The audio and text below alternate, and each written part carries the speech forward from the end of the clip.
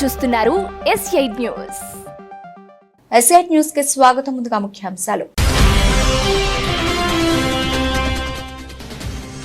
Counting వేళ ఏజెంట్లు అప్రమత్తంగా ఉండాలి. కౌంటింగ్ హాల్లో ఏదైనా జరిగితే వెంటనే ఆర్ఓ దృష్టికి తీసుకెళ్లాలని సూచించిన సజ్జల రామకృష్ణారెడ్డి.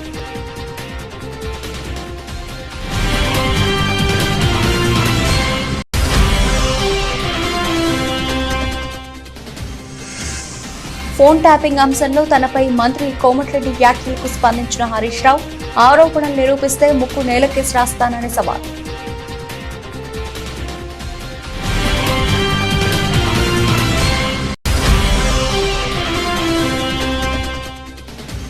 మరోసారి ప్రజలు వైసీపీకి పట్టం కట్టబోతున్నారని ధీమా వ్యక్తం చేసిన పార్టీ నేత పోతున మహేష్, 9న విశాఖలో సీఎం వైఎస్ జగన్ ప్రమాణ స్వీకారం చేస్తారని స్పష్టీకరణ.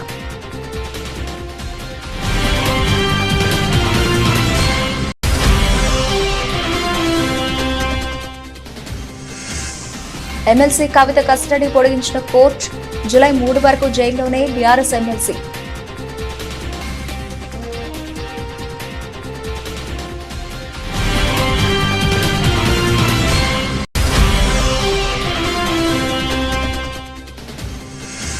టీమిండియా కోచ్ పదవిపై మాజీ క్రికెటర్ గౌతమ్ గంభీర్ కీలక వ్యాఖ్యలు. టీమిండియా కోచ్ పదవి తనకిష్టమేనని వ్యాఖ్య.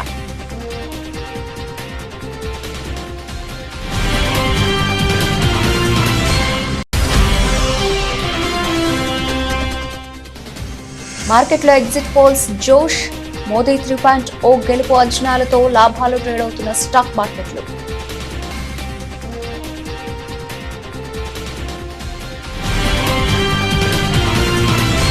ఏపీలో జూన్ 4న ఓట్ల లెక్కింపు జరగనున్న నేపథ్యంలో వైసీపీ కౌంటింగ్ ఏజెంట్లకు రాష్ట్ర ప్రభుత్వ సలహాదారు సజ్జల రామకృష్ణారెడ్డి దిశానిర్దేశం చేశారు.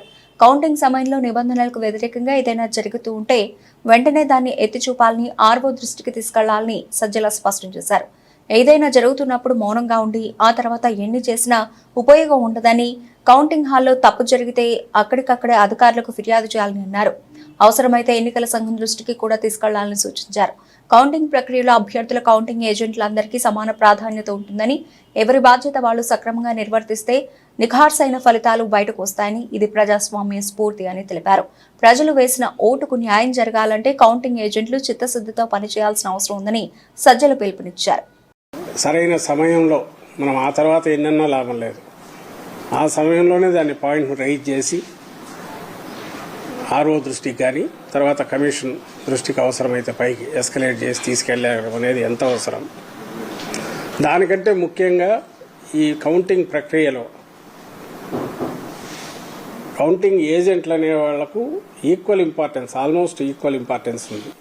ఎవరి బాధ్యత వాళ్ళు సక్రమంగా నిర్వర్తిస్తే ఫలితాలు అనేవి కరెక్ట్గా బయటకు వస్తాయి. ఇది దాని స్పిరిట్. ఏదైతే ప్రజాస్వామ్యంలో మనం ఎక్స్పెక్ట్ చేసేది రిజల్ట్ అనేది జెన్యూన్ ప్రజల ఆకాంక్షలను ప్రతిబింబిస్తాయి. ప్రజలు ఏమి ఓటు చేశారో, ఎవరికి బ్లెస్సింగ్స్ ఇచ్చారో అవే బయటకు వచ్చే అవకాశం ఉంటుంది.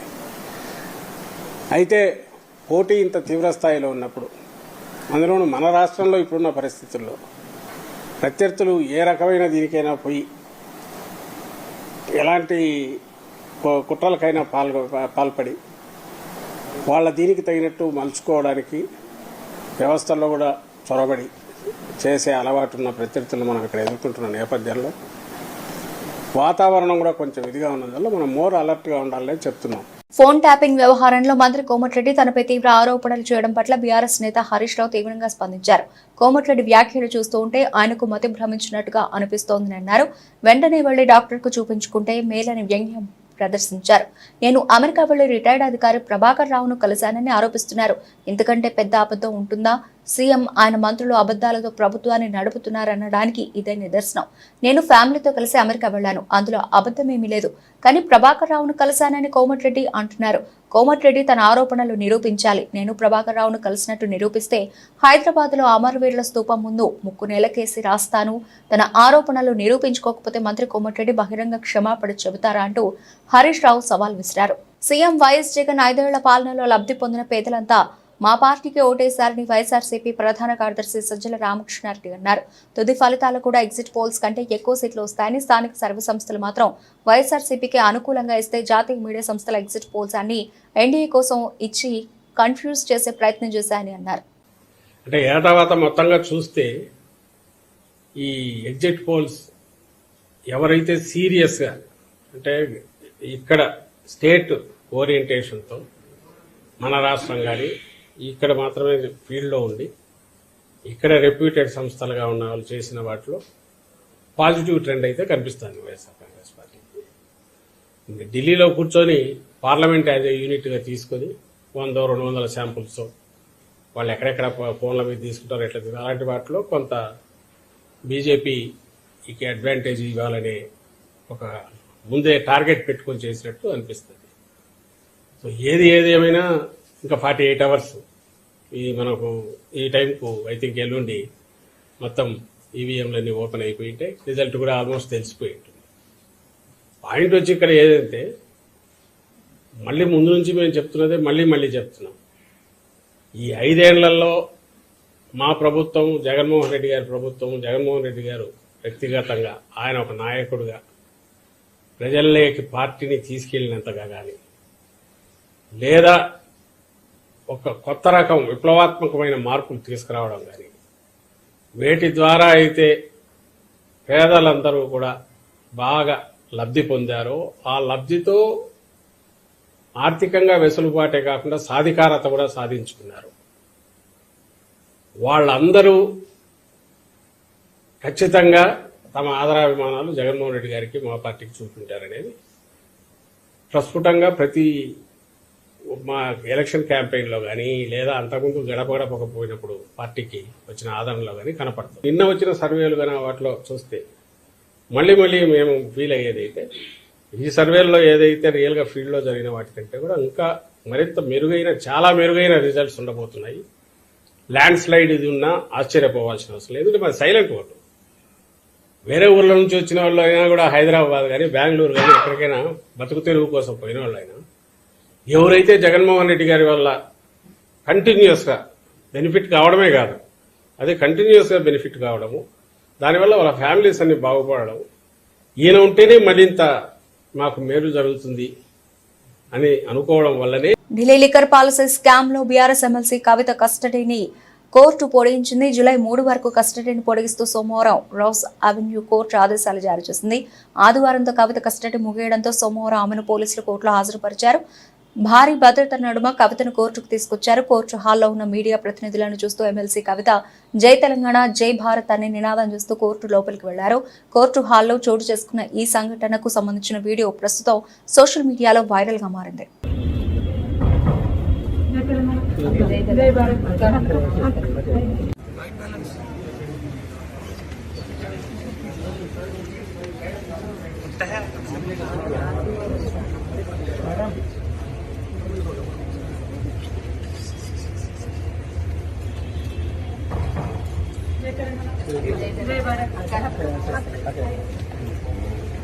సీఎం వైఎస్ జగన్ 5 ఏళ్లలో అమలు చేసిన సంక్షేమ అభివృద్ధి కార్యక్రమాలను మెచ్చి ప్రజలు మరోసారి వైఎస్ఆర్సీపీకి పట్టం కట్టబోతున్నారని వైఎస్ఆర్సీపీ నేత పోతిన మహేష్ అన్నారు. ఈ నెల 9న విశాఖలో సీఎం వైఎస్ జగన్ ప్రమాణ స్వీకారం చేయడం ఖాయమని ధీమా వ్యక్తం చేశారు.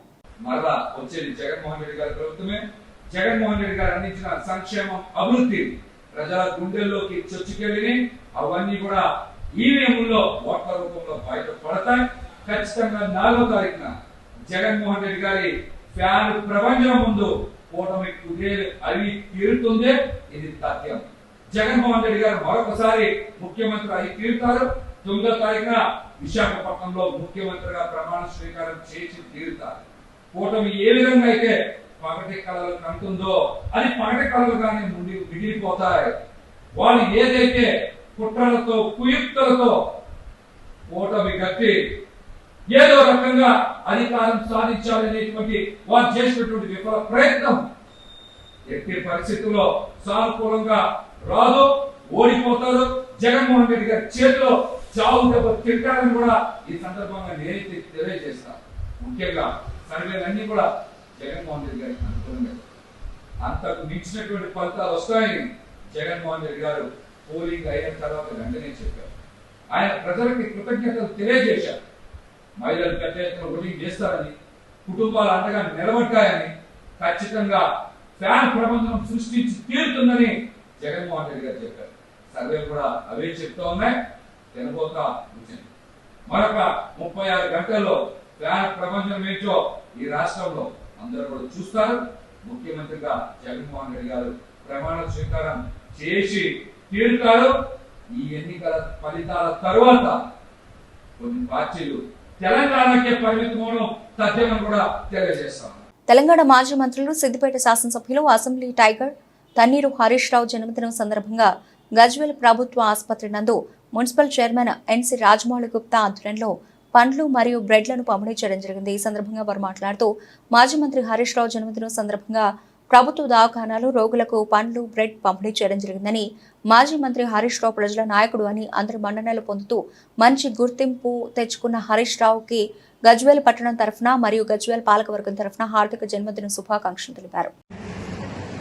తెలంగాణ రాష్ట్ర సాధనలో తన యొక్క పాత్రను పోషించినటువంటి పెద్దలు జిల్లా మాజీ మంత్రి శ్రీ తన్నీరు హరీష్ రావు గారి జన్మదిన సందర్భంగా వాకడ్ హనుమాన్ దేవాలయంలో ప్రత్యేక పూజలు నిర్వహించి మన ప్రభుత్వ ఆసుపత్రిలో రోగులందరూ కూడా అన్న పంపిణీ కార్యక్రమం చేయడం జరిగింది. ఈ సందర్భంగా వారు నిండు నూరేళ్లు జీవించి ప్రజాసేవలో ఉండాలని ఆకాంక్షిస్తూ వారి మళ్ళీకొకసారి మా గజ్వేల్ పెరిగినాపూర్ మున్సిపల్ పాలకవర్గం తరఫున, మా గజ్వేల్ నియోజకవర్గ ప్రజల తరఫున, గజ్వేల్ పట్టణ ప్రజల తరఫున శ్రీ తన్నీరు హరీష్ రావు శుభాకాంక్షలు తెలియజేస్తూ తెలంగాణ రాష్ట్రం ప్రజలందరి ఆకాంక్ష మేరకు అందరూ కూడా పనిచేసి ప్రజాసంక్షేమ ధ్యేయంగా నాయకులందరూ పనిచేయాలని కోరుకుంటూ మరొకసారి శ్రీ తన్నీరు హరీష్ రావు గారికి జన్మదిన శుభాకాంక్షలు తెలియజేస్తున్నాం. A great leader, good administrator and also a troubleshooter. ఇది మనం కామన్గా మన ప్రియతమ నేత హరీష్ అన్న గురించి చెప్పుకునే పదాలు. నిజంగా హరీష్ అన్న పుట్టినరోజు అంటే టీఆర్ఎస్ కార్యకర్తలకు ఒక పండగ వాతావరణం. ఎందుకంటే ప్రతినిత్యం కొన్ని వేల మందికి తన సమయాన్ని వెచ్చించి ప్రజల సమస్యలను ఆన్ ది స్పాట్ పరిష్కరించే జనహృదయ నేత మన హరీష్ అన్న. హరీష్ అన్నను యావత్ భారతదేశంలో ఒక ఎగ్జాంపుల్గా తీసుకొని ప్రతి రాష్ట్రంలో చాలా పార్టీలలో నాయకులు ముందుకు సాగుతున్నారు. నిజంగా హరీష్ అన్న మన సిద్దిపేట జిల్లాలో ఉండడం, మనందరికీ అందుబాటులో ఉండడం మన అందరి అదృష్టంగా భావిస్తూ ఈరోజు 52వ పుట్టినరోజు జరుపుకుంటున్న హరీష్ అన్న వారికి దేవుని ఆశీస్సులు ఎల్లప్పుడూ ఉండాలని, ఆయుర ఆరోగ్యాలు అష్ట ఐశ్వర్యాలు కలగాలని మనసారా కోరుకుంటూ వారి పుట్టినరోజు సందర్భంగా మా టీఆర్ఎస్ కార్యకర్తల సమక్షంలో ఇక్కడ మన 4th వార్డ్ ప్రెసిడెంట్ కనకన్న గారు ఉన్నారు. అలాగే మన టీఆర్ఎస్ సోషల్ మీడియా మెంబర్ మన స్వామి గారు ఉన్నారు. అలాగే మా యువ నాయకులు మహేష్ గారు ఉన్నారు. అలాగే కాకినాడ కలెక్టరేట్ కాకినాడ నగర నియోజకవర్గం ఓట్ల లెక్కింపునకు ఆదివారంతో ఏర్పాట్లన్నీ పూర్తి చేశారు. జేఎన్టీయూకేలోని సివిల్ బ్లాక్ లో ఏర్పాటు చేసిన కౌంటింగ్ కేంద్రంలో చేపట్టనున్న ఓట్ల లెక్కింపునకు సర్వం సిద్ధం చేశారు. ఈ నియోజకవర్గానికి సంబంధించి ఈవీఎంలలో పోలైన ఓట్లు, పోస్టల్ బ్యాలెట్లు, సర్వీస్ కిట్లను లెక్కించడానికి అవసరమైన టేబుళ్లు, ట్రీలు, ఫర్నిచర్ సిద్ధమయ్యాయి. పోటీలో అభ్యర్థులున్న నేపథ్యంలో ఒక్కో టేబుల్ వద్ద ఆయా అభ్యర్థుల తరఫున ఏజెంట్లు ఓట్ల లెక్కింపులో పాల్గొనేలా కుర్చీలు వేశారు. ఈవీఎంలో ఓట్ల లెక్కింపునకు 14 పోస్టల్ బ్యాలెట్లు, కౌంటింగ్ కు 4, సర్వీస్ ఓట్లు లెక్కించడానికి 1 చొప్పున మొత్తం 19 టేబుల్ వేశారు. అలాగే పోస్టల్ బ్యాలెట్, సర్వీస్ ఓట్లు మరొక చోట ఒకే సమయంలో సమాంతరంగా లెక్కించేలా చర్యలు తీసుకుంటున్నారు. టేబుళ్ల వద్ద కౌంటింగ్ సూపర్వైజర్, సూక్ష్మ పరిశీలకులు ఈవీఎంలలోని ఓట్లు లెక్కించేలా ప్రణాళిక సిద్ధమైంది. ఎలాంటి ఇబ్బందులు తలెత్తకుండా సిబ్బంది, ఏజెంట్లకు మధ్య పటిష్టమైన అభ్యర్థులు ఏర్పాట్లు, ఏజెంట్లు, కౌంటింగ్ సిబ్బంది మినహా ఎవరిని ఓట్ల లెక్కింపు కేంద్రంలోకి అనుమతించకుండా ప్రత్యేక ద్వారాలు పెట్టారు. రిటర్నింగ్ అధికారి జె వెంకట్రావు ఆయా ఏర్పాట్లను పరిశీలించారు. మంగళవారం చేపట్టిన ఓట్ల లెక్కింపునకు అన్ని ఏర్పాట్లు పూర్తి చేసినట్లు ఆర్వో తెలిపారు. 17 రౌండ్లలో ఫలితం కాకినాడ నగర నియోజకవర్గంలోని 234 పోలింగ్ కేంద్రాలు ఉన్నాయి. ఒక్కో కేంద్రంలో ఒక ఈవీఎం చొప్పున వినియోగించారు. అలాగే ఈ లెక్కన 294 ఈవీఎంలలో పోలైన ఓట్లను లెక్కించాల్సి ఉంటుంది. కౌంటింగ్ టేబుల్స్ 14 ఏర్పాటు చేసిన నేపథ్యంలో 17 రౌండ్లలోనే ఫలితం తేలనుంది. ఒక్కో రౌండ్లో 14 ఈవీఎంలలోని ఓట్లను లెక్కిస్తారు. రౌండ్ల వారీగా అభ్యర్థులకు వచ్చిన ఓట్ల వివరాలను నమోదు చేస్తారు. ఇలా 17 రౌండ్లు పూర్తయిన తర్వాత ఫలితాలు వెల్లడిస్తారు.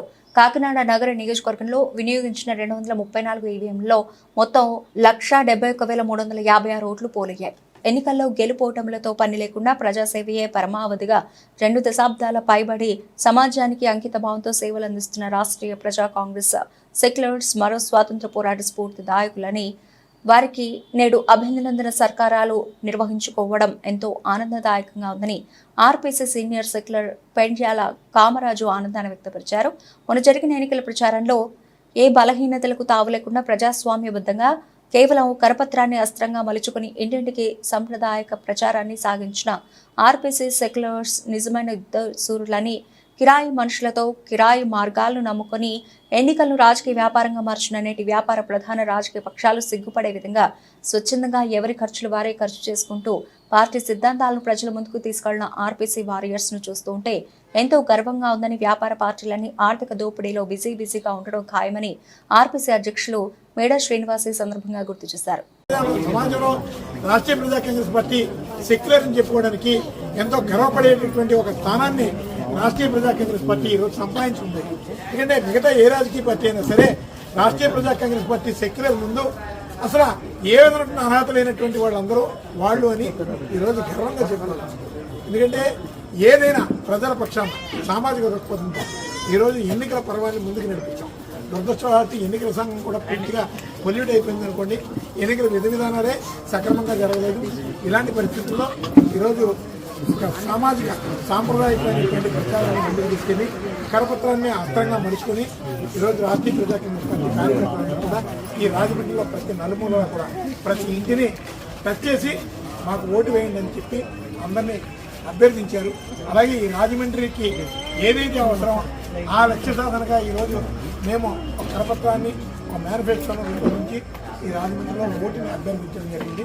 గెలుపు ఓటమిలో పక్కన పెడితే రాష్ట్రీయ ప్రజా కాంగ్రెస్ పార్టీ గెలిచింది. తెలంగాణ రాష్ట్రమే ధ్యేయంగా మలిదశ ఉద్యమంలో లాఠీ దెబ్బలకు వెనుతిరగక ఎన్నో ఉద్యమాలు రాస్తారోకోలు చేసి తెలంగాణ రాష్ట్రం సిద్ధించడానికి కారణమైన సూర్యాపేట జిల్లా కోదాడ నియోజకవర్గానికి చెందిన ఉద్యమకారులు కుర్ర రామారావు, పగడాల రామచంద్రారెడ్డి, రాయపూడి వెంకటనారాయణలకు వ్యవసాయ market vice chairman Sampeta Upender Goud, Congress party నాయకులు చందు నాగేశ్వరరావు, ఒంటిపులి శ్రీనివాస్ ఆధ్వర్యంలో ఘన సన్మాన కార్యక్రమాన్ని నిర్వహించారు. ఈ సందర్భంగా వారు మాట్లాడుతూ మలిదశ ఉద్యమంలో పాల్గొన్నటువంటి రాయపూడి వెంకటనారాయణను, కుర్ర రామారావును సాలువాతో సత్కరించి అభినందించారు. ఆ రోజుల్లో పదవుల కోసం కాకుండా తెలంగాణ ఉద్యమమే ధ్యేయంగా పనిచేసిన మహానాయకులను సత్కరించడం ఆనందంగా ఉందని, ఇలాంటి ఉద్యమకారులను సత్కరించి ఉద్యమంలో అసూలు బాసిన ఉద్యమకారులకు జోహార్లు తెలిపారు. త్యాగమూర్తుల పదంగా తెలంగాణ రాష్ట్రాన్ని మనం సాధించుకోవడం జరిగింది. దానిలోనే భాగంగా చిలుకూరు మండలం, చిలుకూరు గ్రామ వాసి అయిన విలేకరి అయిన కుర్ర రామారావు గారు ఆ ఉద్యమంలో నాటి ఉద్యమకారుడు కేసీఆర్ గారి నాయకత్వంలో ఎన్నోసార్లు ఉద్యమం చేసి వరంగల్ జైలుకు వచ్చి, అదేవిధంగా కోదాడ నుంచి సాగర కెనాల్ పాదయాత్రలో కూడా రామారావు గారు పాల్గొనడం జరిగింది. వారి స్ఫూర్తిని గుర్తించి, కానీ గత కేసీఆర్ గవర్నమెంట్ ఉద్యమకారుని ఏ రోజు గుర్తించలేదు. ఈ రోజైనా కొంతమంది కేసీఆర్ ఉద్యమాన్ని గుర్తించి కాంగ్రెస్ గవర్నమెంట్ సన్మానం చేయడం జరిగింది. అదేవిధంగా కోదాడపట్నం కూడా రామారావు గారికి నచ్చుడు సన్మానం చేసి అభినందనలు తెలియజేయడం జరిగింది. దశాబ్దాల పాటు తెలంగాణ కోసం పోరాటం చేసి ఎందరో అమరులై తెలంగాణ సాధించుకోవడం జరిగింది. అందుకనే ఉద్యమకారులని ఏ ప్రభుత్వం వచ్చినా ఎవరి గవర్నమెంట్ ఉద్యమకారులను గుర్తించాల్సింది మనందరిపై ఉంది. పార్టీలకు అతీతంగా ఆ రోజు తెలంగాణ కోసం సాధన చేసిన ఎంతోమంది ప్రాణత్యాగం చేశారు. ఆ విధంగా ఆ రోజు ఉద్యమంలో చురుకుగా పాల్గొని కేసులు పెట్టించుకొని జైలు పాలైన ఉద్యమకారులు మనం సన్మానించుకోవడం మనందరం తెలంగాణ పౌరులుగా మన బాధ్యత. ఏ పదవిలో ఉన్నా, ఏ పార్టీలో ఉన్నా, మనం ఏ వ్యక్తులైనా కానీ మన తెలంగాణ సాధించుకున్న వ్యక్తులు వాళ్ళకున్న తెలంగాణ వచ్చిన వాడికి మనందరం కూడా వాళ్ళని ఈరోజు గుర్తు చేసుకోవడం చాలా మంచిది. అదేవిధంగా మన కోదాడ నియోజకవర్గంలో తెలంగాణ ఉద్యమంలో చురుకుగా పాల్గొని జైలు పాలై మలిదశ ఉద్యమంలో పాల్గొని జైలు పాలైన రాయపూడి వెంకటనారాయణ గారిని ఈరోజు మేము అందరం కలిసి సన్మానించడం జరిగింది. కౌంటింగ్ రోజున అల్లర్లు అరాచకాలు సృష్టించేందుకు టీడీపీ కుట్రలు పన్నుతోంది. వైసీపీ ఎమ్మెల్యే మల్లాది విష్ణు అన్నారు. టీడీపీ ఏజెంట్లను ఘర్షణలకు ప్రేరేపిస్తున్న చంద్రబాబుపై చర్యలు తీసుకోవాలని ఎన్నికల సంఘాన్ని కోరినట్లు ఆయన పేర్కొన్నారు. సజ్జల రామకృష్ణారెడ్డిపై పెట్టిన తప్పుడు కేసును తక్షణమే విత్డ్రా చేసుకోవాలని మల్లాది విష్ణు డిమాండ్ చేశారు. వైఎస్ఆర్ కాంగ్రెస్ పార్టీ ఏజెంట్ల మీద దౌర్జన్యం చేయాలని, వైఎస్ఆర్ కాంగ్రెస్ పార్టీ ఏజెంట్లని తరిమి కొట్టాలని, ఆ బూతుల్లో లేకుండా కౌంటింగ్ జరిగేటటువంటి ప్రాంతంలో లేకుండా చూడాలని, ఇట్లాగా అన్పార్లమెంటరీగా ఒక కుట్ర కోణంతో విధ్వంసం సృష్టించాలని, అరాచకం సృష్టించాలని చంద్రబాబు నాయుడు గారు బహిరంగంగా మాట్లాడినటువంటి మాటలు. ఆ మాటలు ముందస్తుగానే, ఎందుకంటే పోలింగ్ జరిగినటువంటి రోజును కానీ, పోలింగ్ తదనంతరం జరిగినటువంటి గొడవలు కానీ తిరిగి మళ్లీ కౌంటింగ్లో తీసుకురావాలి అని చెప్పనే ఉద్దేశంతో తెలుగుదేశం కుట్రలు, కుతంత్రాలు ఇవన్నీ కూడా పన్నుతూ ఉంది. అంతిమంగా ఏంటంటే ఎట్లాగైనా సరే ఈసారి విజయం కోసం ప్రయత్నం చేస్తున్నారు. ప్రజల యొక్క తీర్పుని, ప్రజల యొక్క అభిప్రాయాన్ని మార్చేటటువంటి ప్రయత్నం చేస్తున్నారు. ఈ దౌర్జన్యకాండ పట్ల ముందస్తుగానే ఎన్నికల కమిషన్ ద్వారా పోలీసు యంత్రాంగానికి కంప్లైంట్ చేసి ఆయా ప్రాంతాల్లో సరైనటువంటి బందోబస్తు పెట్టాలి, ఖచ్చితమైనటువంటి నియమ నిబంధనలు పాటించాలి అని చెప్పని ఈరోజు క్లియర్గా ఎన్నికల కమిషన్ దృష్టికి తీసుకెళ్లాం. ఎందుకంటే ఈ ప్రక్రియలో ఇప్పటికే మనం చూసాం, పోస్టల్ బ్యాలెట్ విషయంలో ఏ రకంగా ఎన్నికల కమిషన్ని తన చేతిలో పెట్టుకుని దానికోసమే పొత్తు ఇలాంటి దుర్మార్గాలకి, ఇలాంటి దుశ్చర్యలకి తెలుగుదేశం నడుం కట్టి పోస్టల్ బ్యాలెట్ విషయంలో ఎంతవరకు వెళ్లారో మనం చూసాం. ఈ నెల 4న ఎచ్చర్ల శివాని ఇంజనీరింగ్ కళాశాలలో నిర్వహించనున్న లోక్సభ, అసెంబ్లీ ఎన్నికల కౌంటింగ్ కు అన్ని ఏర్పాట్లు పూర్తి చేసినట్లు జిల్లా ఎన్నికల అధికారి, జిల్లా కలెక్టర్ మనజీర్ జిలానీ సమూన్ తెలిపారు. 2000 మంది ఉద్యోగులకు శిక్షణ ఇచ్చి కౌంటింగ్ విధులకు కేటాయించామని అన్నారు. ఉదయం 8 గంటలకు కౌంటింగ్ అధికారికంగా ప్రారంభమవుతుందని, ఆమదాల వలస నియోజకవర్గం నుంచి తొలి ఫలితం చివరిగా పాతపట్నం ఫలితాలు వెల్లడించే అవకాశం ఉందని చెప్పారు. కలెక్టర్ కార్యాలయంలో ఆదివారం ఏర్పాటు చేసిన విలేకరుల సమావేశంలో కలెక్టర్ మాట్లాడుతూ జిల్లాల కౌంటింగ్ కోసం 17 కౌంటింగ్ హాళ్లు ఏర్పాటు చేశామని, 112 ఈవీఎంలను లెక్కించే టేబుళ్లు, 30 పోస్టల్ బ్యాలెట్ లెక్కించే టేబుళ్లు ఉంటాయన్నారు. ముందుగా పోస్టల్ బ్యాలెట్ లెక్కింపు ప్రారంభం కాగా 6 గంటల తర్వాత ఈవీఎంల లెక్కింపు జరుగుతుందన్నారు. కౌంటింగ్ కేంద్రంలో సీసీ కెమెరాలు ఏర్పాటు చేశామని, పోలీస్ సిబ్బంది, ఏపీఎస్పీ, ఐటీబీపీతో కలిపి 3 అంచెల భద్రతను ఏర్పాటు చేస్తున్నామని తెలిపారు. ఆర్ఓ, ఏఆర్ఓ, అబ్జర్వర్, రాజకీయ పార్టీల ప్రతినిధుల సమక్షంలో కౌంటింగ్ జరుగుతుందన్నారు.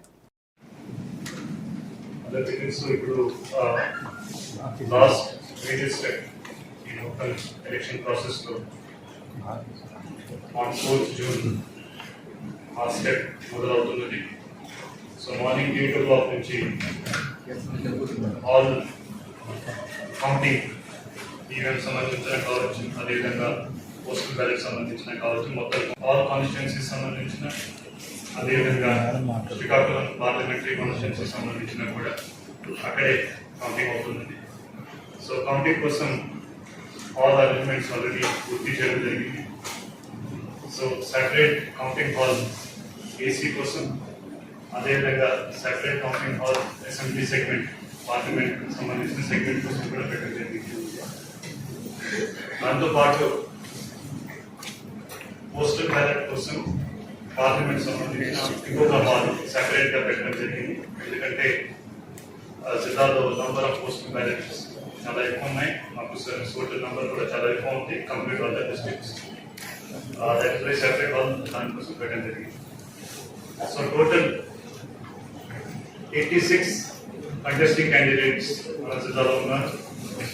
సో ఈ 2024 simultaneous election total 112 EVM tables లో కౌంటింగ్ చేయడం జరుగుతున్నది. And 29 postal ballot tables for 8 assembly constituencies taluka 112 EVM tables, అదేవిధంగా 29 పోస్టల్ బ్యాలెట్ టేబుల్స్ లో కౌంటింగ్ అవుతుంది. అదేవిధంగా 98 EVM tables and 30 postal ballot tables తో శ్రీకాకుళం బీసీ నంబర్ 2 దానికోసం కౌంటింగ్ చేయడం జరుగుతుంది. టోటల్ ఓట్స్ పోల్డ్ జిల్లాలో 40,70,000 17,959 EVMs machines. టీమిండియా కోచ్ పదవిపై ఉత్కంఠ కొనసాగుతున్న వేళ క్రికెట్ దిగ్గజం గౌతమ్ గంభీర్ తాజాగా కీలక వ్యాఖ్యలు చేశారు. భారత జట్టుకు మార్గదర్శకుడిగా నిలవడం తనకు ఇష్టమేనని అన్నారు. అబుదాబిలో ఓ కార్యక్రమంలో ఆయన మాట్లాడుతూ టీమిండియా కోచ్ బాధ్యతలు దక్కడం తన కెరీర్లోనే అత్యుత్తమ గౌరవం కలదని వ్యాఖ్యానించారు. టీమిండియా తదుపరి హెడ్ కోచ్ గౌతమ్ గంభీరేనని ఇప్పటికే జాతీయ మీడియాలో కథనాలు వెలువడుతున్న సమయంలో గంభీర్ వ్యాఖ్యలు ప్రాధాన్యం సంతరించుకున్నాయి. టీమిండియాకు కోచ్ గా ఉండడం నాకెంతో ఇష్టం, దానికి మించిన గౌరవం మరొకటి ఉండదు.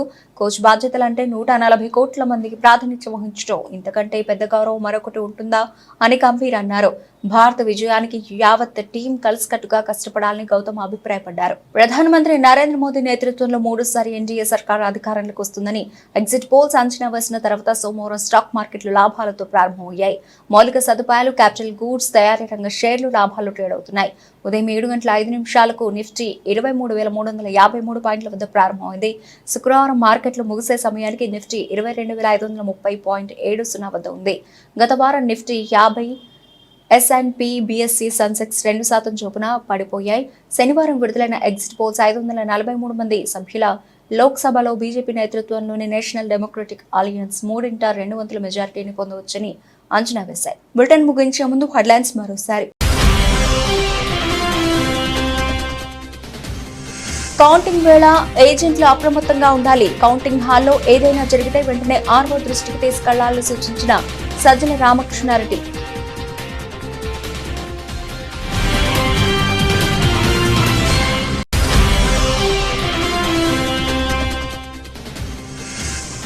ఫోన్ ట్యాపింగ్ అంశంలో తనపై మంత్రి కోమటిరెడ్డి వ్యాఖ్యలకు స్పందించిన హరీష్ రావు, ఆరోపణలు నిరూపిస్తే ముక్కు నేలకేసి రాస్తానని సవాల్.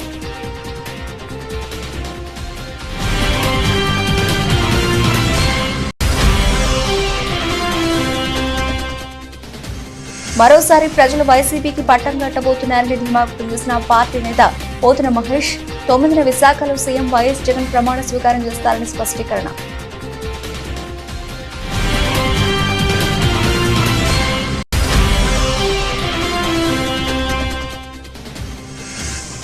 ఎమ్మెల్సీ కవిత కస్టడీ పొడిగించిన కోర్టు, జూలై 3 వరకు జైల్లోనే బీఆర్ఎస్ ఎమ్మెల్సీ.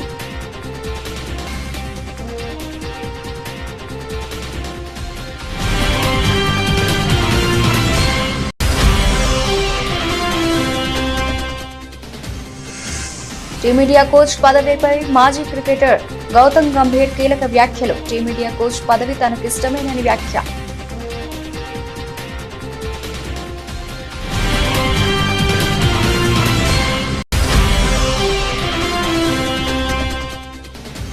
మార్కెట్లో ఎగ్జిట్ పోల్స్ జోష్, మోదీ 3.0 గెలుపు అంచనాలతో లాభాలు ట్రేడ్ అవుతున్న స్టాక్ మార్కెట్లు.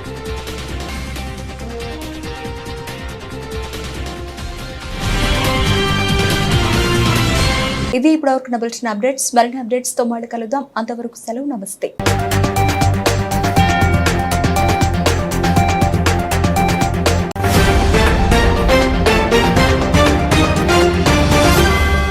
మీరు చూస్తున్నారు S8 న్యూస్.